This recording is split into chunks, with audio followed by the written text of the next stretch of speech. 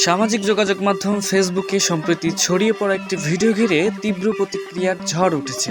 Viral হওয়া ওই ভিডিওতে দেখা যায় একটি পার্কের ভেতরে স্বামী তার স্ত্রীকে শারীরিকভাবে নির্যাতন করছেন, যা দেখে হতবাক হচ্ছেন নেটিজেনরা। ভিডিওটি প্রকাশ্যে আসার পর থেকেই নিন্দার ঝড় বইছে।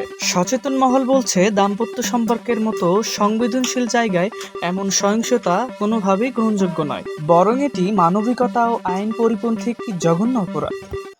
দর্শক শ্রোতা, সবচেয়ে হৃদয় বিদারক বিষয় হচ্ছে, এই ঘটনার সময় তাদের দুই ছোট মেয়ে ভয়ে কাঁদছিল। মা বাবার এমন আচরণে শিশুদের মানসিক অবস্থার উপর যে কতটা প্রভাব পড়ে তা ভাবিয়ে তুলছে সবাইকে। ঘটনাটি ঘিরে নেট দুনিয়ায় তীব্র ক্ষোভ এবং প্রতিবাদ দেখা যাচ্ছে।